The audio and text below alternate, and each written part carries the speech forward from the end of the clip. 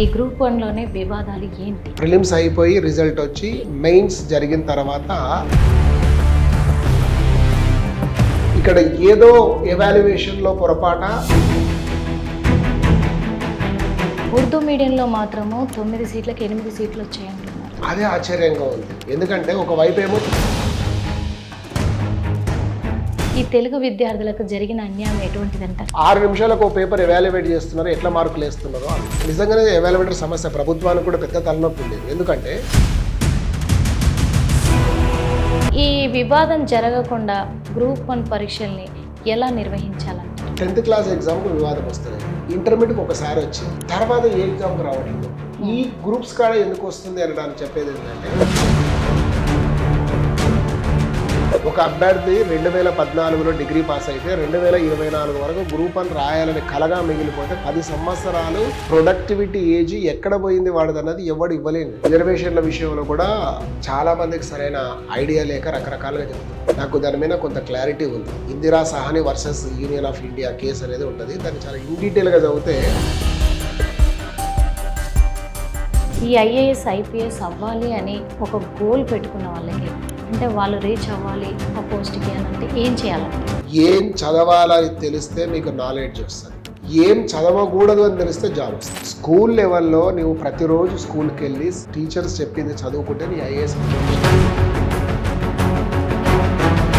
Welcome to hit TV. నేను మీ నిర్మల. ప్రతిసారి కూడా ప్రతి ఏడాది అని కూడా చెప్పుకోవచ్చు, ప్రతిసారి గ్రూప్ 1లోనే ఎందుకు వివాదాలు జరుగుతున్నాయి, అసలు ఏం జరుగుతుంది, ఈ విషయాలపైన ఈరోజు క్లారిటీ తెలుసుకోవడానికి మన ముందున్నారు కనిష్క అకాడమీకి సంబంధించిన ఐఏఎస్ మహేందర్ రెడ్డి గారు. అడిగి తెలుసుకుందాం. నమస్తే సార్. సార్ ఏంటి సార్ అసలు ఈ గ్రూప్ 1లోనే వివాదాలు ఏంటి? గ్రూప్ 1 వివాదం అంటే మనం కొంచెం చరిత్రలో కూడా వెళ్ళాల్సి వస్తుంది సార్. చివరిసారిగా నోటిఫికేషన్ అనేది గ్రూప్ 1 సంబంధించి 2011లో వచ్చింది. ఆ తర్వాత రాష్ట్రం విడిపోయిన తర్వాత అంటే 2014 నుండి అసలు తెలంగాణ రాష్ట్రంలో గ్రూప్ 1 నోటిఫికేషనే లేదు. ఇలా దాదాపు మనం ఒక 10 సంవత్సరాలు కాలం గడిపాం. ఆ తర్వాత 9 సంవత్సరాల తర్వాత గ్రూప్ 1 నోటిఫికేషన్ వచ్చింది. 1తో పాటు 2, 3 రావడం. వచ్చిన నోటిఫికేషన్కి ప్రిలిమ్స్ ఎగ్జామ్ జరిగి, ఆ ప్రిలిమ్స్ ఎగ్జామ్ జరిగిన తర్వాత పేపర్ లీకేజ్ అనేది ఒకటి వచ్చింది. ఆ పేపర్ లీకేజ్ తర్వాత గ్రూప్ 1లో ప్రిలిమ్స్ ఎగ్జామ్ రెండవసారి పెట్టారు. ఆ రెండవసారి పెట్టిన ఎగ్జామ్లో ఏంటంటే అది కోర్టు ద్వారా దీన్ని క్యాన్సిల్ అయ్యే పరిస్థితి ఏర్పడ్డది. చివరికి కొత్త ప్రభుత్వం ఏర్పడ్డం, ఆ నోటిఫికేషన్ రద్దు చేసి మళ్ళీ కొత్త నోటిఫికేషన్లో కొన్ని పోస్టులు యాడ్ చేసి చివరికి నోటిఫికేషన్ ఇవ్వడం జరిగింది. తర్వాత 3వసారి ప్రిలిమ్స్, అంటే ముచ్చటగా 3వసారి జరిగింది. వాస్తవంగా ఇది రీనోటిఫికేషన్లో మొదటి ప్రిలిమ్స్ అనుకోండి. అలా ప్రిలిమ్స్ అయిపోయి రిజల్ట్ వచ్చి మెయిన్స్ జరిగిన తర్వాత అంతా బాగానే ఉంది అనుకున్నాం. వాస్తవంగా ఆ మధ్యకాలంలో కూడా కొంతమంది విద్యార్థులు రాద్దామని, వద్దని, రిజర్వేషన్ ఇష్యూ ఉందని ఇట్లా రకరకాలుగా తిరిగిన చివరికి ప్రభుత్వం మాత్రం పరీక్ష పెట్టడంలో సఫలమైంది. ఓకే, ఒక రకంగా అది మంచి పరిణామమే అనుకుందాం. రెండవది వచ్చే వరకు ఏంటంటే పరీక్ష జరిగిన తర్వాత ఎవాల్యుయేషన్ అయ్యి రిజల్ట్ అనేది బయటకు వచ్చింది. ఈ రిజల్ట్ అనేది బయటకు వచ్చిన తర్వాత ఒక మీడియంకు అన్యాయం జరిగింది అనేది టాక్ బయటకు వచ్చింది. తెలుగు మీడియంకి అన్యాయం జరిగింది అన్నది. అది నిజమే అంటారా సార్? దీని కొనసాగింపుగా పబ్లిక్ సర్వీస్ కమిషన్ కూడా ఏం చేసిందంటే ఏ మీడియం వాళ్ళు ఎంతమంది రాశారు, ఏ మీడియంకి వెళ్ళి ఎంతమంది అయ్యారు అన్నదానికంటే ఏ మీడియంకి వెళ్ళి ఎంతమంది రాశారు అన్నది మాత్రం ఇచ్చింది. మళ్ళీ తర్వాత ఆ ప్రెస్ నోట్ ఎన్నికపోవడం అనేది జరిగింది. ఇప్పుడు మీరు క్వశ్చన్ అడిగారు ఏమని, అది నిజమేనా అన్నది. రిజల్ట్ను కనుక గమనిస్తే తెలుగు మీడియంకు చెందిన అభ్యర్థుల సంఖ్య మాత్రం తక్కువ ఉంది. అన్యాయం జరిగిందా లేదా అన్నది నేను చెప్పడానికి స్పష్టంగా కనిపిస్తుంది అక్కడ, ఇంకా నేను చెప్పాల్సిన పని లేదు. అయితే జనరల్గా బాగా రాస్తే మార్కులు వస్తాయి అనుకున్న దగ్గర కూడా పూర్తిగా తెలుగు మీడియం వాళ్ళకే కాదు, కొంతమంది ఇంగ్లీష్ మీడియం పిల్లలకు కూడా సరైన మార్కులు రాలేదనేది మనం విన్నాం. అది ఏం జరిగింది అన్నది చూస్తే ఎగ్జాక్ట్లీ. సో ఇక్కడ ఏంది, మీడియం అనేది ఒకటే కాదు, వాస్తవంగా ఇక్కడ ఏదో ఎవాల్యుయేషన్లో పొరపాట, లేకపోతే ట్యాబులేషన్లో పొరపాట, లేకపోతే నిజంగా వీళ్ళు బాగా రాయక రాలేదా, బాగా రాసొచ్చు, ఇదంతా తెలియదు. కానీ ఓవరాల్గా మాత్రం ఒక ఇష్యూ అనేది రేకప్ అయింది.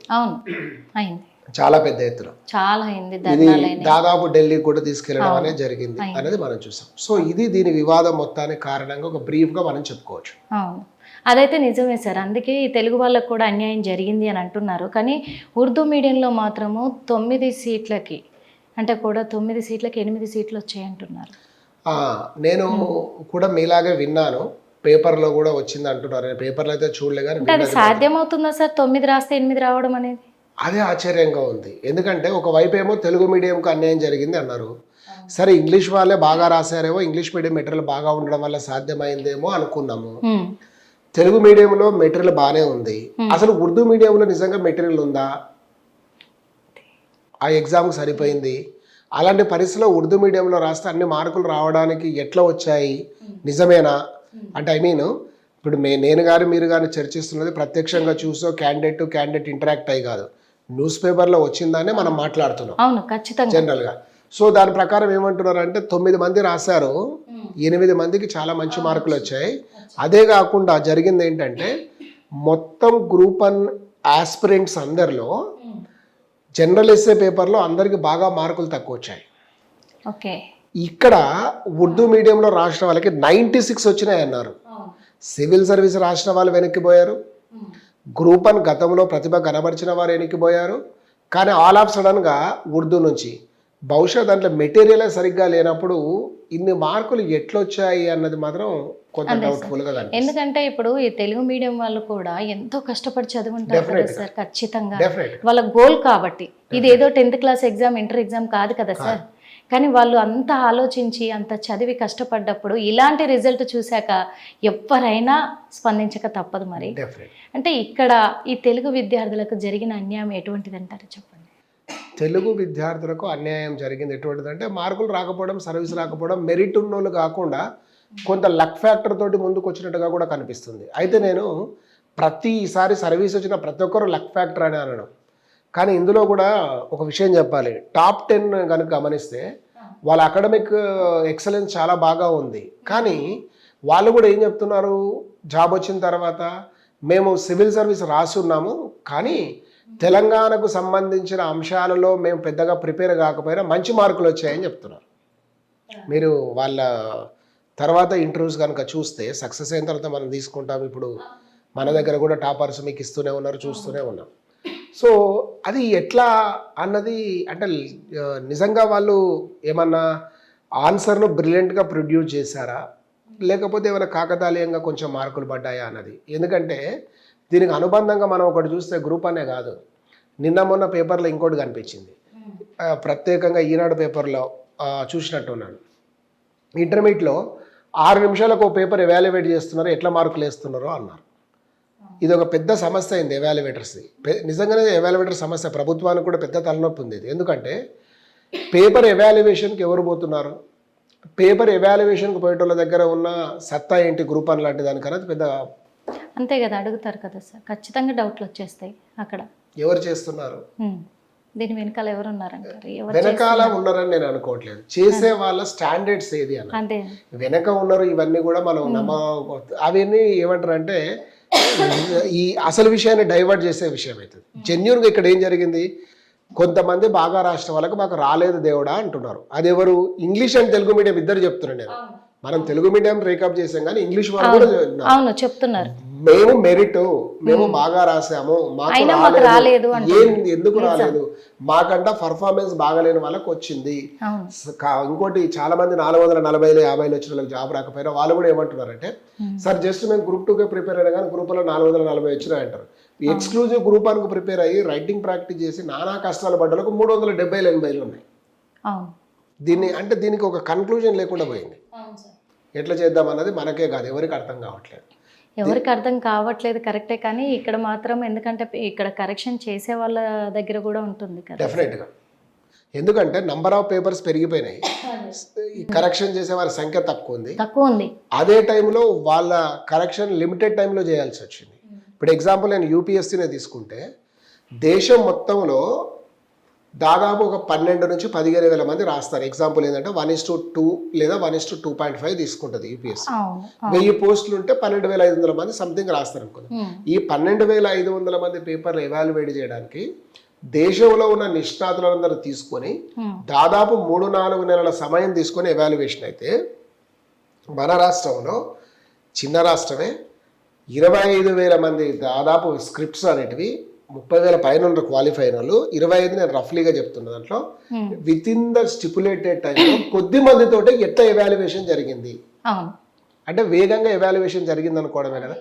ఈ వేగంగా ఎవాల్యుయేషన్ జరిగినప్పుడు కంటెంట్ చదవకపోయి ఉండవచ్చు, లేదా హ్యాండ్ రైటింగ్ బాగా ఉందని చూసి వేసి ఉండొచ్చు, లేదా భాష అర్థం కాక కూడా వేసి ఉండొచ్చు. అంటే ఇప్పుడు ఈ కరెక్షన్ చేసే అక్కడే ఇక్కడ నిర్లక్ష్యం జరుగుతుందంటారా, తప్పిదం జరుగుతుందంటారా? ఇంకా అదే కనిపిస్తుంది మనకు, వేరేదేం కనిపిస్తుంది. ఎందుకంటే దీంట్లో నిర్లక్ష్యం అనడం కంటే వాళ్ళకు కూడా తొందరపాటు కూడా కొంత ఉంది. ఎందుకుంది అనడానికి నేను ఒక విషయం చెప్తాను. తెలంగాణలో కానీ ఆంధ్రప్రదేశ్ ఉమ్మడి ఆంధ్రప్రదేశ్లో కానీ విశ్వవిద్యాలయాలలో అసిస్టెంట్ ప్రొఫెసర్ల రిక్రూట్మెంట్ ఆగిపోయి దశాబ్దాలు అయింది. దశాబ్దాలు. ఆ దశాబ్దాలు అయిన తర్వాత మరి అసిస్టెంట్ ప్రొఫెసర్లే లేరు. డిగ్రీ కాలేజీ లెక్చరర్స్ని కొంతమందిని రిక్రూట్మెంట్ చేసిన తర్వాత, లేదా కొంతమందిని జూనియర్ కాలేజీ లెక్చరర్స్ అయిన తర్వాత నెట్ స్లెట్ క్లియర్ ఉంటే వాళ్ళని ప్రమోషన్స్ అనేటివి ఇచ్చాం. నేను దాన్ని తప్పు పట్టట్లేదు, వాళ్ళు క్వాలిఫైడా కాదన్న దాని గురించి చర్చ లేదు ఇక్కడ. కానీ ఇలా అయిన తర్వాత ఎవాల్యుయేటర్లు ఎక్కడున్నారు ఇన్ని పేపర్లు దిద్దడానికి? పేపర్ల ఎవాల్యుయేషన్కు నంబర్ ఆఫ్ ఎవాల్యుయేటర్స్ లేకపోవడం వల్ల వస్తున్న సమస్య అంటున్నారు. ఎందుకు ప్రభుత్వం చర్యలు తీసుకోవట్లేదు సార్? ఇప్పుడు ఇకపై తీసుకోవాలి. ఇక ఇంతవరకు విద్యా వ్యవస్థ పూర్తిగా నిర్లక్ష్యం. దీన్ని మనం డీప్గా డిస్కషన్ చేసుకుంటూ పోతే చాలా వస్తాయి. మనకు చాలా కాలం నుంచి ప్రభుత్వ విద్యను అయితే పట్టించుకోవట్లేదు. నేను ఎందుకు అడుగుతున్నానంటే సార్, ఇప్పుడు ఈ గ్రూప్ 1, గ్రూప్ 2, గ్రూప్ 3 అనేటివి వాళ్ళ లైఫ్ సార్. అవును, వాళ్ళ లైఫే కాదు, ప్రజలకు వాళ్ళు ఉపయోగపడే సర్వీస్ చేసే వ్యక్తులు వాళ్ళు. అవును, ప్రజలకు 4 మంచి నేర్పించే వాళ్ళు. ఖచ్చితంగా నిజంగా సమాజానికి ఒక రక్షణ. అవును, అలాంటిది అవిట్లోనే అవకతవకలు జరిగితే చిన్న చితక ఉద్యోగాలు, గవర్నమెంట్ జాబ్లు చిన్న చితకే చేసుకోవాలనుకునే వాళ్ళ పరిస్థితి ఏంటి సార్? అంటే ఇక్కడ మీరు అవకతవకలు అనేది ఇంకో అంశంగా వెళ్ళిపోతుంది. ఇక్కడ జరుగుతున్నది ఏంటంటే సరైన ఎవాల్యుయేషన్ జరగలేదు, సరైన స్టాండర్డ్స్ లో ఎవాల్యుయేషన్ జరగలేదు అనేది రాని ప్రతి విద్యార్థి యొక్క ఇది. వచ్చిన వాళ్ళు కూడా మాకు వచ్చింది అంటున్నారు, కానీ కొంతమంది వాళ్ళ ఇంటర్వ్యూస్ చూడమంటున్నారు. నేను వాళ్ళతో వ్యక్తిగతంగా మాట్లాడి కాదు, నేను ఇండియాలో ఒకటే చదివాను, సివిల్స్ చదివాను, తెలంగాణ సరిగా ప్రిపేర్ అయినా మాకు వచ్చింది అంటున్నారు. సో ఇక్కడ ఏంటి అన్న మతలం గురించి మనకు. ఇంకోటి గ్రూప్ 1 లాంటి అంటే ఇట్ ఈస్ ఏ నర్వ్. ఒక రకంగా చెప్పాలంటే మన హార్ట్ నుంచి బ్లడ్ను పంపు చేసే నర్వ్ ఎంతనో గ్రూప్ 1 అధికారి అనేవాడు తెలంగాణ రాష్ట్ర ప్రభుత్వం చేయబోయే పాలసీస్ని ఇంప్లిమెంట్ చేయడం వల్ల అంత ముఖ్యమైన వాడు. వాళ్ళలో నాణ్యత కనుక లేకపోతే చాలా కష్టం ఏర్పడుతుంది. ఇంకో దరిద్రం ఈ నోటిఫికేషన్ ఉన్నది ఏంటంటే చాలా మంది కోపం రావచ్చు, కానీ అందులో అసలు ఇంటర్వ్యూ లేకపోవడం ఎంత దారుణం అనేది నేనంటే, రేపు ఒక 1000 మందిని, 500 మందిని, 2000 మందిని, 10,000 మందిని అడ్రస్ చేయగలిగిన అధికారి కేవలం ఒక స్క్రిప్ట్ రాసి వచ్చాడు. ఇంటర్వ్యూ ఉంటే అవినీతి జరుగుతుందంట. అసలు ఇంటర్వ్యూ లేకుండా ఇక్కడ పొడిచిందే ఉంది, ఏదో ఒకటి అయితే కనిపించింది కదా. ఇప్పుడు నన్ను అడిగితే నిజంగానే ఇంటర్వ్యూలు ఉంటే వీళ్ళలో కొంతమందికి మార్కులు తగ్గే అవకాశం ఉంది. ఎందుకంటే ఇది పర్సనాలిటీ అసెస్మెంట్ను నాలెడ్జ్ అసెస్మెంట్ రెండు ఒకటి కావు, అదని మనకు తెలిసింది. సో డెఫినెట్ గా అది కూడా ఒక లోపంగా మనకు కనిపించింది. అదైతే నిజమే సార్, అది ఖచ్చితంగా తెలుస్తుంది కూడా. ఎందుకంటే మరి కొంతమందికి ఇందులో సింగిల్ డిజిట్ లో మాత్రమే వచ్చాయి అని అంటున్నారు. ఇది చాలా ఆశ్చర్యం. ఎందుకు వేసిందంటే పేపర్లో చూసిన తర్వాత కొంత సోషల్ మీడియాలో కూడా సర్క్యులేట్ అవుతున్నది. ప్రిలిమ్స్ క్వాలిఫై అయ్యాడు అంటే 60, 70, 80 ఏదో వాడికి మార్కులు వచ్చి పాస్ అయ్యాడు. ప్రిలిమ్సే పాస్ కాని వాళ్ళు కొన్ని లక్షల మంది ఉన్నారు. దాదాపు 3,70,000 మంది ప్రిలిమ్స్ కాలేదు అనుకుందాం. 4 లక్షల్లో 25,000 మందిని లెక్కేస్తున్నారు రఫ్లీగా, ఇంకో 5,000 మంది కాకుండా. ఈ టాప్ 25,000లకు వచ్చిన ఒక merit candidate general English qualify అయ్యి టోటల్ మార్కులు 3 వచ్చినాయని చెప్తున్నారు. అది మనం చూడాలి. అంటే ప్రత్యక్షంగా అటువంటి మనకు కనిపిస్తే మాట్లాడేది, ఎందుకంటే మనం మీడియా బేస్ చేసుకునే మాట్లాడుతున్నాం ఈ అంశాన్ని. కాబట్టి అసలు సాధ్యమా? మామూలుగా పేజీ ఒకటి నింపిన ఒక మార్క్ వేస్తారు, 6 పేపర్లకు 6 పేజీలు రాసినా ఒక 6 మార్కులు వస్తాయి. నిజంగా వీళ్ళు అన్ని పేపర్లు రాసారా? అన్ని పేపర్లు రాసిన ఎవాల్యుయేషన్ సారీ అది కూడా. సో వీళ్ళు ఖచ్చితంగా 3 మార్కులు రావడం సింగిల్ డిజిట్ అనేది అసలు చాలా ఆశ్చర్యంగా ఉంది నాకైతే కదా. ఇక్కడ అన్యాయం జరిగింది అని అనుకోవచ్చా? వాడు మీడియం గురించి కాదు ఇక్కడ. నేను వాళ్ళ అన్యాయం అనేది మీడియం ఏంటంటే వాడు ఏ మీడియమో మనకు తెలియదు, అది ఇంగ్లీష్ మీడియం వాడు కూడా అయ్యుండొచ్చు. అసలు ఇంత దారుణంగా ఎందుకు వచ్చాయి వాడికి మార్కులు? ఉమ్. నిజంగా 6 పేపర్లకు వాడు రాయకపోతే, ప్రిపేర్ అవ్వకపోతే ఎగ్జామ్కి వెళ్ళాడు అభ్యర్థి? వెళ్ళడు, ఎందుకంటే వెళ్ళి ఎంతో 3 కష్టపడి మార్కులు ఉంటాడు తెచ్చుకుంటాడా? కదా. అది పోనీ ఇదేమైనా యూనిట్ టెస్టా, లేకపోతే 25 మార్కుల కోసం పెట్టారు, ఏదో 4 లెక్కలు రాలేదు దానికి. అవును. నిజానికి చెప్పాలంటే అత్యంత రిమోట్ ఏరియాలో, స్కూలే లేని ఏరియాలో చెట్ల కింద చదువుకునే పిల్లగాడు కూడా ఎగ్జామ్ రాస్తే 30 వస్తాయి, 3 రావు, 6 పేపర్లు. ఖచ్చితంగా అవును. అలాంటప్పుడు ఇవి ఎట్లా వచ్చినాయని మనం అనుకుంటాం. మీరు చెప్పినట్టే ఇప్పుడైతే మరి కరెక్షన్ చేసే డిపార్ట్మెంట్లోనే లోపం ఉంది అనుకో. కరెక్షన్ వేగవంతంగా జరిగింది, సరిగా లేదు అనేది నేను నమ్ముతున్నాను. అది ఖచ్చితంగా తెలిసిపోతుంది సార్, అర్థమైపోతుంది కూడా ఇక్కడ. ఎక్కడో చిన్న పొరపాటు అనేది అది నిజంగా కరెక్షన్ దగ్గర జరిగిందా, టాబ్లేషన్ దగ్గర జరిగిందా, లేకపోతే ఏమన్నా ఈ కంప్యూటర్ ప్రోగ్రామింగ్లో ఏమన్నా మిస్టేక్ జరిగిందా మనకు తెలియదు. నిజంగా సార్, ఇవన్నీ దృష్టిలో పెట్టుకుంటే నిజంగా గ్రూప్ 1 వాళ్ళు వివాదం చేయడంలో న్యాయం ఉంది అనిపిస్తుంది. కానీ ఈ వివాదం జరగకుండా గ్రూప్ 1 పరీక్షల్ని ఎలా నిర్వహించాలంటారు? గ్రూప్ 1 పరీక్షను కానీ గ్రూప్ 2 కానీ ఏ ప్రభుత్వ ఉద్యోగమైనా నేను ఒక చిన్న మాటకు చెప్తాను. 10th క్లాస్ ఎగ్జామ్కు వివాదం వస్తలేదు, ఇంటర్మీడియట్కి ఒకసారి వచ్చింది దిక్కుమాల ఒక సాఫ్ట్వేర్ తోటి, తర్వాత ఏ ఎగ్జామ్కి రావట్లేదు. ఈ గ్రూప్స్ కాడ ఎందుకు వస్తుంది అనడానికి చెప్పేది ఏంటంటే ఎవ్రీ ఇయర్ నోటిఫికేషన్ ఉండాలి. దీంతో ఏమైందంటే మీరు 10 ఏళ్ళు ఆపారు, ఆపి ఒకసారి 560 పోస్టులు వేశారు, 560 వేసి 30,000 మందిని ప్రిలిమ్స్ క్వాలిఫై చేశారు. ఎవడు అడిగాడు మిమ్మల్ని 10 ఏళ్ళకి ఒకసారి ఏమని? ఎవ్రీ ఇయర్ కుదరలేదు అనుకుందాం, ఎవ్రీ 2 ఇయర్స్కి ఒకసారి అన్నాయండి కనీసం. ఇవే 500 పోస్టులు అప్పుడు ఏమయ్యేది, 100 వచ్చేట్టుగా. అయినా 10 ఇయర్స్ వెయిట్ చేయాలంటే కూడా ఎవరు వెయిట్ చేయరు, లైఫ్లు పోయినాయి. ఒక అభ్యర్థి 2014లో డిగ్రీ పాస్ అయితే 2024 వరకు గ్రూప్ 1 రాయాలని కలగా మిగిలిపోతే 10 సంవత్సరాలు ప్రొడక్టివిటీ ఏజ్ ఎక్కడ పోయింది వాడదన్నది ఎవడు ఇవ్వలేదు. అంతే కదా సార్, అది బాధ్యతారాహితమైన సిస్టమ్ తోటి. సో ఎవ్రీ ఇయర్ నోటిఫికేషన్ ఉండడం ఒకటైతే, రెండవది ప్రిలిమ్స్లో కూడా మీరు 1:50 తగ్గియండి. ఇంకా మన వాళ్ళు అతి ఏంటంటే 1:100 అడుగుతున్నారు. ఒరే 50కి దిద్దడానికి లేరా అంటే 100 ఏడకెళ్ళి తెచ్చి దిద్దాం. 1:50 కాకుండా దాన్ని తగ్గిద్దాం, తగ్గించి విత్ రిజర్వేషన్ కూడా పెట్టండి కావాలంటే, అందులో ప్రాబ్లం లేదు. ఎందుకంటే ఆయా కమ్యూనిటీస్ నుంచి రిప్రజెంటేషన్ సరిగ్గా ఉంటుంది. ఎందుకంటే ఈ రిజర్వేషన్ల విషయంలో కూడా చాలామందికి సరైన ఐడియా లేక రకరకాలుగా చెప్తున్నారు. నాకు దాని మీద కొంత క్లారిటీ ఉంది. Indira Sawhney versus Union of India case అనేది ఉంటుంది, దాన్ని చాలా ఇన్ డీటెయిల్గా చదివితే అసలు రిజర్వేషన్స్ ఎక్కడ వాడాలి, ఎట్లా వాడాలి, ఎందుకోసం వాడాలి, ఏ స్టేజ్లో ఇంప్లిమెంట్ చేస్తే ఎట్లా ఉంటుంది, ఏ స్టేజ్లో ఇంప్లిమెంట్ చేయకపోతే రకరకాలుగా ఉంది అందులో, చాలా ఇన్ డీటెయిల్గా. అది తెలియక మన వాళ్ళు ఈడ పెట్టాలి, ఆడ పెట్టాలి, ఈడనే వాడనే, అసలు ఇదంతా కాదు. మీరు ఆ అంశాలు ఒకటి ఇది తర్వాత ఏదో జరిగిందని అనడానికంటే ముందు ఎవాల్యుయేషన్లో మెరిట్ స్టూడెంట్కి అన్యాయం జరిగిందన్న అంశం తీసుకురండి. అది మీరు అడిగింది అయితే కరెక్టే. అది ఇంకో విషయం కూడా ఇది దృష్టిలో పెట్టుకుంటే కూడా కోటి ఉమెన్స్ కాలేజ్లోనే 80కి పైగా వచ్చాయి అంటున్నారు. అవును, మన పేపర్లో చూసాం. ఒకసారి రాకూడదని రూల్ లేదు, కానీ అదే టైంలో ఎలా వచ్చింది అనే అనుమానాలు వస్తున్నాయి అంటారా? ఖచ్చితంగా ఎలా వచ్చాయంటే ఇదే కొంచెము లక్. ఏంటంటే అసలు వీళ్ళ అదృష్టం ఏందో నాకు తెలియదు, కానీ కోటి ఉమెన్స్ కాలేజీ రాసిన అనుకున్న వాళ్ళకి వచ్చిందంటే ఒక పేపరు ఒకరి దగ్గరికి పోయినప్పుడు వాడేదో అదృష్టం కాదు, 6 మందికి అదృష్టం. అంటే 6 పేపర్ల ఎవాల్యుయేషన్లో 6 ఎవాల్యుయేటర్లు వీళ్ళ మీద అదృష్టం చూపారనిపిస్తుంది. ఒక ఎవాల్యుయేటర్ అంటే పోనీ 6 ఎవాల్యుయేటర్లు లేదా 10 మంది చేశారు. ఎందుకంటే ఒక్కొక్క సబ్జెక్ట్ డిఫరెంట్గా ఉంది. ఈ 10 మంది ఎవాల్యుయేటర్లు ఈ కాలేజీ వాళ్ళలో రాసిన వాళ్ళలోనే అదృష్టం అనేది కురిపించేశారు. రాకూడదని రూల్ లేదు. ఇంకొకటి చూస్తారు, చాలామందికి మార్కులు సేమ్ రిపీట్ అయినాయి. ఇదొక ఆశ్చర్యం ఏంటంటే మల్టిపుల్ చాయిస్ ఎగ్జామ్లో కావచ్చు, కంప్యూటర్ స్కాన్ చేస్తుంది, ఇక్కడ దీంట్లో కూడా ఎట్లా అయ్యాయి అన్నది మనకు అర్థం కావట్లేదు. సార్ నిజంగా టెక్నికల్ మిస్టేక్ ఏమైనా ఉందా, ఎవాల్యుయేషన్ మిస్టేక్ ఉందా అనేది నాకేం అర్థం కాలేదు ఇప్పటికి కూడా తేలట్లేదు, అది తెలియట్లేదు ఎవరికి కూడా, తేలదు, అంత సులభంగా తేల్చలేము, ఎందుకంటే దానికి చేయలేము. మరి తేలదు అని అంటే ఇప్పుడు అంత కష్టపడి చదువుతున్న వాళ్ళు ఎంతో వాళ్ళు ఒక గోల్ రీచ్ అవ్వాలనుకుంటారు కదా సార్, మరి వాళ్ళకి ఎలా న్యాయం జరిగేది? ఇప్పుడు ఏముంటదంటే 4 లక్షల మంది అప్లై చేస్తారు, 20,000 మంది ప్రిలిమ్స్ అవుతారు అనుకుందాం.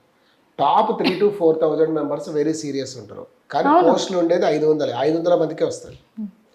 మిగతా ఎంత సీరియస్గా కష్టపడ్డా 3-4 వేల మంది ఎప్పుడు డిసప్పాయింట్ అవుతారు. కానీ డిసప్పాయింట్ అవ్వడానికి ఒక లాజిక్ ఉండాలి. నాకంటే బాగా రాసిన వాళ్ళందరికీ వచ్చింది, నేను ఎక్కడో పొరపాటు చేసిన అనడం కంటే నాది పొరపాటు లేదు, వచ్చినోడే అదృష్టవంతుడు అనేటట్లు వీళ్ళ వాదన వేశారు. అంతే, అలా అనుకోవాలి. అంతే, అలా అనుకోవాలి. అంతే విషయం. నిజంగా చాలామంది కూడా సార్ సమాజంలో గవర్నమెంట్ జాబ్ రావాలి అని ట్రై చేస్తూ ఉంటారు. ఎందుకు ఈ గవర్నమెంట్ జాబ్ని ఎంచుకోవాలి?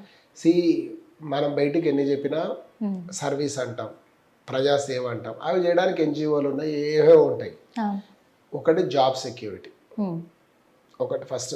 రెండవది సోషల్ హానర్, సమాజపరంగా గౌరవం ఉంటుంది. నువ్వు ఏమన్నగా కానీ రోడ్డు మీద వెళ్తున్నావు, చిన్న స్కూటీయే, పొరపాటున హెల్మెట్ పెట్టుకోకపోవడం ఏదో ఉంటుంది. కానిస్టేబుల్ ఇంటర్మీడియట్ క్వాలిఫికేషనే, ఆయన చదివిండొచ్చు, బీటెక్కో ఎంటెక్కో, వారు ఆపగానే మీరు ఏమంటారు? సారే అంటారు. అంటే అది డిగ్నిటీ, సోషల్ హానర్ ఒకటి. So security, social honour, salaries కూడా ఈ మధ్యలో బాగా ఆన్ ఫర్ దీంట్లో పెరిగాయి. తర్వాత మనం ఎప్పుడు ఉంటామో ఎప్పుడు తీసేస్తామో అనే టెన్షన్ లేని లైఫ్, ఒక లైఫ్ సెక్యూరిటీ 100%. ఇవన్నీ ఉంటాయి. తను ఒక గవర్నమెంట్ ఎంప్లాయీ అయితే తన ఫ్యామిలీ కూడా సెక్యూరిటీ ఉంటుంది. 10 మందికి సేవ మంచి చేసే ఎంతో మంది ఆఫీసర్స్ కూడా మనం చూసాం అట్లా గొప్ప వాళ్ళని. ఇప్పుడు నేను పేరుకునే పేర్లే గొప్పవి మిగతా వాళ్ళని కాదు. ఎగ్జాంపుల్ మీరు ఎస్ఆర్ శంకరన్ సార్ లాంటి వాళ్ళు ఉంటారు. పోలీస్ ఆఫీసర్స్ కూడా చాలా మంచి పేరు ఉన్న వాళ్ళు చాలా మంది కనిపిస్తారు. సో వాళ్ళు సమాజానికి ఎంతో సేవ చేసిన వాళ్ళకు కూడా కనిపిస్తారు మీకు ఎక్కడ చూసినా. ఈరోజు మనకు రైట్ టు ఇన్ఫర్మేషన్ యాక్ట్ రావడానికి కానీ, సో అరుణ వీళ్ళు ఇలాంటి ఆఫీసర్స్ కానీ చూస్తే మనకు డెఫినెట్గా ఎప్పుడు చాలా గొప్పగానే కనిపిస్తారు. వాళ్ళు ఒకసారి క్యాబినెట్ సెక్రటరీ, చీఫ్ సెక్రటరీ అయినారంటే ఆ రాష్ట్రము, ఆ దేశ ప్రజల యొక్క భవిష్యత్తు వాళ్ళ నిర్ణయం మీద ఆధారపడి ఉంటుంది. కాబట్టి వాళ్ళు మెరిట్ ఉండాలని కోరుకుంటారు. అందులో ఒకటి మెయిన్గా 100%లో మినిమం ఎంత లేదన్నా 45% ఐఏఎస్ ఐపీఎస్లే అవ్వాలి అనుకుంటారు. కానీ అందరికీ పాసిబుల్ అవ్వట్లేదు. ఎందువల్ల అంటారు? అసలు ఉండే పోస్టుల సంఖ్య కూడా అంతే, దానికి తగ్గట్లు కష్టపడ్డ వాళ్ళు బయటపడతారు. నేను చెప్తున్నా కదా, 99% మీ శ్రమ, 1% మీ అదృష్టం. 1% అదృష్టం అయితే ఉంటుంది. అంతే. కానీ వీళ్ళు అన్నట్టు 100% లక్ ఉండదు. ప్రిలిమ్స్ నువ్వు ఫెయిల్ అయినావంటే అది నీ ఇన్ఎఫిషియన్సీ. ఇంటర్వ్యూ దాకా వెళ్ళి జాబ్ మిస్ అయిందంటే బహుశా నీకు లక్ లేదు. కానీ సీరియస్గా సిన్సియర్గా కష్టపడ్డవాడు, ఐఏఎస్ కాకపోయినా మంచి ప్రభుత్వ ఉద్యోగాలు వచ్చిన వాళ్ళు ఉన్నారు. ఎందుకంటే చాలామంది పిల్లలకు దీని మీద సంపూర్ణమైన అవగాహన లేక, మనం దాన్ని సపరేట్గా చేద్దాం. సివిల్ సర్వీస్కు ప్రిపేర్ అయిన తర్వాత వాళ్ళు వెళ్తే చివరికి ఏమంటాం, దాన్ని పార్లమెంట్కి ట్రై చేస్తే సర్పంచ్ అయినా అన్నట్టు ఏదో ఒక జాబ్ అయితే వస్తుంది. అది ఎక్కడ ఫెయిల్ కాదు. దీన్నే మనం చెప్పాలంటే లేబర్ విల్ నాట్ గో అన్రివార్డెడ్. మీరు చెప్పాలంటే మీడియాలోనే చెప్తాను, చాలా ఇప్పుడు బీబీసీ ఛానల్స్ కానీ, టైమ్స్ నౌ కానీ, ఎన్డీటీవీలు కానీ, ఇటువంటి దాంట్లో పనిచేసే వాళ్ళు సివిల్స్ ప్రిపేర్ అయిన చాలామంది ఉంటారు. మనకు వైడ్ ఎక్స్టెన్సివ్ నాలెడ్జ్ ఉంటుంది. ఏ టాపిక్నైనా మినిమం ఎంగేజ్ చేయగలడు. నేనంటే మిగతా ప్రొఫెసర్ల కంటే ఎక్కువ నాలెడ్జ్ ఉందని నేను చెప్పట్లేదు, but is able to be handle any area. Time being మాత్రం చేయగలరు. కాబట్టి అంతకంటే అసలు ప్రైవేట్ సెక్టర్లో కూడా ఈరోజు మీరు సివిల్స్ ప్రిపేర్ అయిపోతే బ్రహ్మాండమైన ఎఫిషియన్సీ కనిపిస్తుంది. ఎందుకంటే మీరు రోజు ఇంటర్మీడియట్ స్టేజ్లో 12 గంటలు కష్టపడితే ఐఐటీ అని అవుతున్నాడు. ఐఐటీని ఎఫిషియెంట్ ఎందుకంటే 12 గంటలు కష్టపడ్డాడు. మళ్ళీ ఐఐటీ చదివినాక 12 గంటలు కష్టపడి సివిల్ సర్వీస్ ఫెయిల్ అయినా కూడా మన ఎఫిషియన్సీ ఎక్కువ ఉంటుంది. మన లాంగ్వేజ్ ఉంటుంది, సబ్జెక్ట్ ఉంటుంది, తర్వాత సోషల్ రెస్పాన్సిబిలిటీ ఉంటుంది, సామాజిక స్పృహ కూడా, యాక్టివిజం కూడా ఉంటుంది. ఇవన్నీ ఎక్కడున్న మనిషి హ్యూమన్ బీయింగ్ కావాల్సిందే కదా. కాబట్టి డెఫినెట్గా మీకు అవకాశాలు ఖచ్చితంగా కావాల్సిందే. ఈ ఐఏఎస్ ఐపీఎస్ అవ్వాలి అని ఒక గోల్ పెట్టుకున్న వాళ్ళకి, అంటే వాళ్ళు రీచ్ అవ్వాలి ఆ పోస్ట్కి అని అంటే ఏం చేయాలంటారు? ఈ ఐఏఎస్ ఐపీఎస్ అనే దాన్ని కానీ పెట్టుకున్నప్పుడు తర్వాత చాలా ఫస్ట్ చేయాల్సింది ఏంటంటే, స్కూల్ లెవెల్లో మీ ప్రిపరేషన్ అవసరం లేదు. పెద్ద బోగస్ వ్యవస్థ ఒకటి ఉంటుంది. స్కూల్ నుంచి ఐఏఎస్ అనేది, ఇంటర్మీడియట్ నుంచి ఐఏఎస్, డిగ్రీ నుంచి ఐఏఎస్. నా వ్యక్తిగతంగా పెద్దగా ఉపయోగపడాలి. ఓకే, నీకు ఒక మెచ్యూరిటీ లెవెల్ అనేది మినిమం 19-20 ఏళ్ళు వస్తే అప్పుడు నీ ఐక్యూ అండ్ ఈక్యూ లెవెల్ కొంచెం ఈక్వల్గా వస్తాయి. వచ్చిన తర్వాత డిగ్రీ సెకండ్ ఇయర్ నుంచి మీరు సివిల్స్ ప్రిపేర్ అవ్వడం అనేది స్టార్ట్ చేయొచ్చు. స్కూల్ లెవెల్లో నువ్వు ప్రతిరోజు స్కూల్కి వెళ్ళి టీచర్స్ చెప్పింది చదువుకుంటే నీ ఐఏఎస్ ప్రిపరేషన్, అదే నీ ఐఐటి ప్రిపరేషన్, అదే నీ నీట్ ప్రిపరేషన్. రెగ్యులర్ అకాడమిక్ యాక్టివిటీలోనే ఉంటూ న్యూస్ పేపర్ రీడింగ్ అనేది చిన్నపిల్లలకు కూడా ఇప్పుడు స్కూల్ పేపర్స్ వచ్చినాయి, చాలా మందికి తెలుసు తెలియదు. అవును వచ్చినాయి. ఆ స్కూల్ పేపర్ టచ్ చేయండి, లేదా జనరల్ నాలెడ్జ్. అరే ఇండియా ఫస్ట్ ప్రైమ్ మినిస్టర్ ఎవడు, ఇండియా ఫస్ట్ ప్రెసిడెంట్ ఎవడు, పూర్తిగా ఎప్పుడు A+B² కాకుండా కొంచెం ఇవి కూడా పరిచయం చేయగలిగితే వారికి కూడా సోషల్ అవేర్నెస్ అనేది పెరుగుతుంది. డిగ్రీ సెకండ్ ఇయర్ నుంచి మీరు మొదలు పెట్టవచ్చు. ఫౌండేషన్ కోర్స్ ఒకటి ఉంటుంది, NCERTs లాంటివి చదవండి. అన్నీ కాదు, కొన్ని చదవాలి. ఎందుకంటే ఒక్కటే గుర్తుపెట్టుకోండి, అది IAS ఎగ్జామా లేకపోతే మామూలు ఉద్యోగమా కాదు, ఏం చదవాలని తెలిస్తే మీకు నాలెడ్జ్ వస్తుంది, ఏం చదవకూడదు అని తెలిస్తే జాబ్ వస్తుంది. ఈజీ ప్రాసెస్ చెప్పేశారు సార్. ఏం అదొక చిన్న లాజిక్. ఏం చదవాలని తెలిస్తే చదువుతూనే ఉంటావు, నాలెడ్జ్ వస్తూనే ఉంటుంది. ఇందులో ఏది మనం చదవద్దు, ఎగ్జామ్కు పనికిరాదని తెలుస్తుందో అప్పుడే నీకు జాబ్ వస్తుంది. Okay, clarity. ఇప్పుడు IAS IPS లకే కాదు, గవర్నమెంట్ జాబ్ చేయాలి అనుకునే వాళ్ళకి కూడా ఒక క్లారిటీ అంతే. చాలా మంది ఏం చేస్తారంటే నంబర్ ఆఫ్ బుక్స్ చదవాలనుకుంటారు. నంబర్ ఆఫ్ బుక్స్ అసలు నాకు అర్థం కాకూడదు. 1 yearలో ఎన్ని చదవగలడు ఒక మనిషి? అదే అది భయపడుతున్నారు సార్ ఫస్ట్. అసలు మీరు అన్ని పుస్తకాలే చదవద్దు. ఒక 8-10 పుస్తకాలతోటి IAS అవ్వచ్చు, 800 పుస్తకాలతోటి మీ జీవితంలో ప్రిలిమ్సే పాస్ కాకుండా పోతాం. సింగిల్ బుక్ను నంబర్ ఆఫ్ టైమ్స్ మీరు రిపీట్గా చదవండి. ఓకే, అదే ఉంటుంది, ఎన్నిసార్లు అయినా మారదు. నీ థాట్ ప్రాసెస్ మారాలి. మీరు ఇక్కడ ఏం చేస్తున్నారంటే మళ్ళీ దాన్ని డిగ్రీ ఎగ్జామ్ PG ఎగ్జామ్ లాగా చూస్తారు. అదేమో క్వశ్చన్ అండ్ ఆన్సర్, ఇక్కడ ప్రాబ్లమ్ అండ్ సొల్యూషన్. చిన్న చిన్నవే డిఫరెన్స్, అవే నాలెడ్జ్, అవే పిల్లలు వాళ్ళే. ఈ టెక్నిక్స్ దొరకాలి. ఇది లేక చాలా మంది వేల రూపాయలు, లక్షల రూపాయలు ఎదజల్లి ఉట్టి బోగస్ మండల కోసం పాడు చేసుకుంటారు. ఇప్పుడు మనం నిజంగా ఇట్లా నిజాయితీగా చెప్పినాం అనుకో, వాడికి నచ్చదు. ఇంత సింపుల్ ఆట, దాన్ని కాంప్లికేట్ చేస్తేనే బాగుంటుంది అంటారు. చెప్పాలని కూడా చెప్తారు, ఇలా అది సాధ్యం కాదు కదా అనే విధంగా ఉంటుంటారు. ఇక్కడ కావాలి క్రక్స్ ఆఫ్ ది ఎగ్జామ్ ఏంది? రైటింగే. అంటే మనం 10 పేపర్లు రాయాలి ఎగ్జామ్ అనుకుందాం, 10 పేపర్లు బాగా రాయగలిగితే చాలు కదా. అవును, అందుకే మీ దగ్గర ఉన్న టెక్నిక్స్, మీ దగ్గర ఉన్న లాజిక్స్ చాలా వాల్యుబుల్గా ఉన్నాయి, అందరికి ఉపయోగపడేలాగా ఉన్నాయి సార్. నిజంగా మీ అకాడమీ నుంచి ఎంతమంది ఆ ఉన్నత స్థాయిలో ఉండొచ్చు అంటారు దాదాపు? నేను 2008లో ఫస్ట్ ఎస్టాబ్లిష్ చేసినప్పటి నుంచి చెప్తాను, ఫస్ట్ బ్యాచ్లోనే మాకు మంచి రిజల్ట్స్ ఉన్నాయి. ఇప్పుడు మీరు బాగా పాపులర్ IAS ఆఫీసర్ ఆంధ్రప్రదేశ్లో ఉన్న గంధం చంద్రుడు 100వ ర్యాంకు, ఇక్కడ టెస్ట్ సిరీస్ రాశారు, ఇక్కడ చేశారు, చూసారు. తర్వాత కరీంనగర్ CPగా ఉన్న అభిషేక్ మహంతి మధ్యకాలంలో పోయారు, ఇక్కడే నేను చూశాను దగ్గరగా ఉండి. వాళ్ళు ఎంత కష్టపడ్డారో కూడా నాకు తెలుసు, ఎట్లా చదివే వాళ్ళు కూడా నేను కొంత గమనించగలిగాను. అంటే 24 గంటలు వాళ్ళు ఎంట లేను కాబట్టి ఇట్లా చేశారు అట్లా చేశారని అతిశక్తిగా చెప్పడం కాదు, చాలా సిన్సియర్గా. అంటే కొన్ని తర్వాత ఈ మధ్యకాలంలో ఇంకా చాలామంది చాలా, అంటే నేను ఒక రకంగా చెప్పాలంటే పాంప్లెంట్ ఇస్తాను. ఇప్పుడు డైరెక్ట్ కనిష్క అకాడమీలో చదివి 2008 నుంచి ఇప్పటి వరకు చదివిన గ్రూప్ 1 ఎగ్జామ్లో 30 RDOలకు తక్కువ ఉన్నారు, 80+ DSPలకు తక్కువ ఉన్నారు, 2 తెలుగు స్టేట్లో 80+ DSPలు. పాంప్లెంట్ ఇస్తా, మీరు ఎక్కడ వెళ్ళి ఈ ఆఫీస్కి వెళ్ళినప్పుడు ఇట్లా మహేందర్ రెడ్డి సార్ తెలుసు అంటే సార్ తెలుసు అని చెప్తారు, అక్కడ ఉన్నవని కూడా చెప్తారు.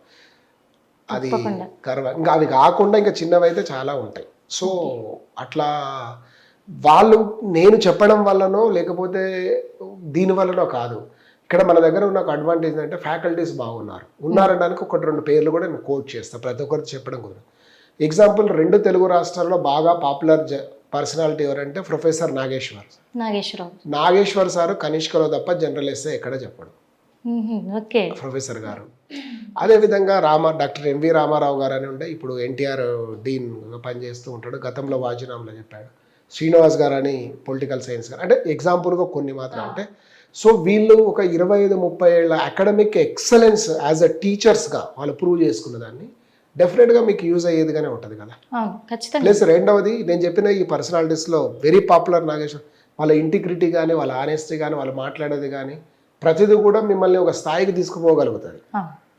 ఇప్పుడు ఎవడైనా పాఠం చెప్తాడు, కానీ చెప్పేవాడిలో కూడా కొంత నిజాయితీ. రామకృష్ణ పరమహంస స్టోరీలాగా చెప్తే, మా బాబు రోజు స్వీట్స్ తింటున్నాడు ఏంటంటే 10 రోజుల తర్వాత తీసుకురాపోన్నాడట. నెక్స్ట్ డే వచ్చినాక నువ్వు స్వీట్ తినకరా అంటే, రోజు నేను అదే చెప్తున్నా అంటే నువ్వు తింటూ వాళ్ళకి తినొద్దు అన్నావు, నేను కాబట్టి మానేసి చెప్పాను, అందుకే వాడు వింటాడు అన్నట్లు. వాళ్ళు పాటించే చెప్పగలిగిన వాళ్ళ దగ్గర ఉన్నప్పుడు నీ ఇంటిగ్రిటీ ఒక ఆఫీసర్ కూడా చాలా మంది. ఇక నాగేశ్వర్ సార్ లాంటి వాళ్ళైతే చెప్తారు, ఏది కొన్ని దగ్గరలో పబ్లిక్ సర్వీస్ చైర్మన్ నుంచి మామూలు సిపిల వరకు చాలా మంది నా స్టూడెంట్స్ అని గర్వంగా కూడా చెప్పగలడు. ఖచ్చితంగా చెప్తారు, అది ఉన్నారు, నేను విన్నాను. ఖచ్చితంగా చెప్తారు నాగేశ్వరరావు గారు. చివరిగా సార్, ఈ గ్రూప్ 1కి సంబంధించి, ఈ వివాదాలకు సంబంధించి గ్రూప్ 1 ఎగ్జామ్స్ రాస్తున్న వాళ్ళకి కానీ, అలాగే రాసిన తర్వాత కూడా కరెక్షన్ చేసే వాళ్ళను ఉద్దేశించి కూడా ఏం చెప్తారు సార్? రాసేవాడు నమ్మాల్సింది ఒకటే, సరే జరిగింది, అది ఎంత మేరకు రివైవ్ అయ్యేనికి వచ్చి మళ్ళీ ఏదో జరుగుతుంది అనుకోవడం ఐ డోంట్ థింక్ సో. జనరల్గా మనం, ఎందుకంటే నేను రాసి వచ్చిన కాబట్టి ఎగ్జామ్స్, దాని గురించి నాకు కొంత ఐడియా ఉంది.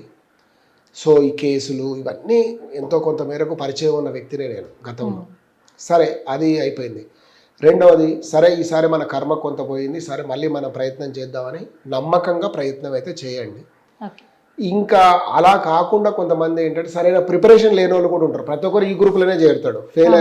నేను కూడా బాగా రాశాను అన్నట్టు కంటే, బాగా రాసిన వాడిని నేనేం చేయలేను ఇప్పుడు, పాపం వానికి సింపతి చూపడం తప్ప.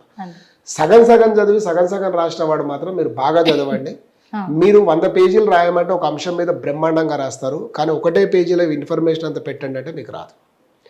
క్రిస్పీగా చెప్పరా బాబు, చాలా సింపుల్గా అందరికి అర్థమయ్యేటట్టు చెప్పాలంటే ఎవడి వల్ల కాదు. కథ చెప్పరా అంటే రామాయణం అంతా భారతం చెప్పేస్తాం, భారతం అంతా కూడా చెప్పేస్తాం. కాబట్టి మీకు ఆడ ప్రిసైజ్గా రాయడం నేర్చుకోవాలి. మూడవది వచ్చేసి సింపుల్గా మీరు రాసే ఆన్సర్ షీట్ ఎట్లుండాలి అంటే, జనరల్గా నేను చెప్తున్న దానికి ఈ చెప్పాడు సారు, మొన్ననే పేపర్ ఇవ్వాల్సి చక్కగా చేయడం చేతగానోళ్ళు వాళ్ళు మీరు రాసినది అది జరిగింది. అది ఎట్లుండాలి మీ ఆన్సర్ షీట్ అంటే, ఒక నిరక్షరాస్యుడు వింటే కూడా మనకు సమస్య అర్థం కావాలి. ఎందుకంటే tomorrow you're going to be handle semi literates. ఇండియాలో లిటరసీ ఉన్నా కూడా సెమీ లిటరేట్స్. వాడు బీటెక్ చదువుతాడు, ఎంటెక్ చదువుతాడు, పెద్ద జాబ్ చేస్తాడు, ఏమైనా లీగల్గా ఏమైనా సమస్య ఉంటే వాడు ప్రొటెక్ట్ చేసుకోలేడు. అవునా కాదా? ఏదైనా చిన్నది ఉంటే కూడా మన రైట్ని మనం చేసుకోవాలి. అందుకే మన సెమీ లిటరేట్స్ అంట వీళ్ళందరినీ. కాబట్టి అలాంటి వాళ్ళకు కూడా మీరు అర్థమయ్యేటట్లు చెప్పగలిగిన అధికారులు కావాలంటే language, precise writing, basic knowledge, you will be IAS. అంతే, అది మాత్రం షూర్. ఈ కరెక్షన్ చేసే వాళ్ళకి కరెక్షన్ చేసే వాళ్ళకి వాళ్ళను మీద కూడా అంటే చేయించే వాళ్ళకే ముందు చెప్తా. చేసే వాళ్ళకంటే చేయించే వాళ్ళు కూడా ఎక్కువ సంఖ్యలో పేపర్లతో కాకుండా ఒక మనిషి ఒకరోజు ఎన్ని పేపర్లు చదివి చేయగలడు. ఎందుకంటే మనం దాదాపు ఏ ఆఫీస్ అయినా 10 గంటలకు ఓపెన్ అవుతుంది. 10 నుంచి 1 మధ్యలో ఒక టీ బ్రేక్, మళ్ళీ 1 to 2 లంచ్ బ్రేక్, 2 to 5 మధ్యలో. ఈ 6 నుంచి 7 గంటల మధ్యలో ఎన్ని పేపర్లు ఎవాల్యుయేట్ చేయగలడు సైంటిఫిక్గా క్యాలిక్యులేట్ చేసి ప్లస్ ఆర్ మైనస్ ఒక పేపర్ ఇచ్చి వాళ్ళతో దిద్దేయండి. కానీ ఒక ఆ సెషన్లో చేయాల్సిన పేపర్లు 3 సెషన్ల పేపర్లు చేపిస్తే రిజల్ట్స్ ఇప్పుడు ఇట్లే ఉంటాయి. Thank you so much sir. మంచి ఇన్ఫర్మేషన్ ఇచ్చారు కూడా, చూశారు కదా. ఎందుకంటే ఈ వివాదాలు జరగకుండా ఉండాలంటే ఫస్ట్ ఎక్కడి నుంచి స్టార్ట్ చేయాలి ప్రాసెస్ అనేది క్లియర్గా చెప్పారు సార్. ఎందుకంటే కరెక్షన్ చేసే వాళ్ళ దగ్గర కూడా, ఎందుకంటే అక్కడ ఉన్న వాళ్ళు చాలా తక్కువ మంది, కానీ అక్కడ కరెక్షన్ చేయాల్సిన పేపర్స్ మాత్రం దానికి 3 ఉంటున్నాయి. కాబట్టే అక్కడ వాళ్ళు ఫాస్ట్గా అయిపోవాలనే ఇదిలోనే కావచ్చు అలా కరెక్షన్ చేయడం బట్టి కూడా కొన్ని మిస్టేక్స్ జరుగుతున్నాయి. కాబట్టి ఆ మిస్టేక్ జరగకుండా చూసుకోవాలని చెప్పేసి కూడా మంచి సొల్యూషన్ చెప్పారు. ఎలా ప్రిపేర్ అవ్వాలో కూడా మంచి మంచి విషయాలు చెప్పారు. ముఖ్యంగా మాత్రం మంచి బేసిక్స్ టిప్స్ మీకు భలే దొరికాయి అనుకుంటున్నాను నేనైతే. మరో ఇంటర్వ్యూలో మళ్ళీ కలుద్దాం. అప్పటి వరకు చూస్తూనే ఉండండి హిట్ టీవీ యాప్. ఇందులో short news, live news, entertainment shows, movies, digital magazines తో పాటు మీ జిల్లా వార్తలను కూడా ఫ్రీగా చూడొచ్చు. ఇంకెందుకు ఆలస్యం, వెంటనే హిట్ టీవీ యాప్ ని డౌన్లోడ్ చేసుకుని ఫ్రీగా ఎంటర్టైన్మెంట్ పొందండి. Hit TV app. Hit TV app. Please download hit TV app. Hit TV app ని ఫ్రీగా డౌన్లోడ్ చేసుకుని ఎంజాయ్ చేయండి. మీకు నచ్చిన ఎంటర్టైన్మెంట్ కోసం హిట్ టీవీ యాప్ ని ఫ్రీగా డౌన్లోడ్ చేసుకుని ఎంజాయ్ చేయండి. హిట్ టీవీ యాప్ ని డౌన్లోడ్ చేసుకుని ఆస్వాదించండి, ఆశీర్వదించండి. ఇంతమంది సెలబ్రిటీలు హిట్ టీవీ యాప్ ని డౌన్లోడ్ చేసుకోండి అని చెప్తున్నారంటే ఎంత మంచి యాప్ ఆలోచించండి. అమెరికా అమెరికా అమెరికా అమెరికాలో చదవాలనుకునే వాళ్ళకి విశ్వసనీయమైన పేరు మన శౌర్య కన్సల్టెన్సీ. UK లో 1 year masters. UK లో 1 year masters. 2 years work permit up to 5 years visa. Contact Shaurya Consultancy. Contact 89851 89851.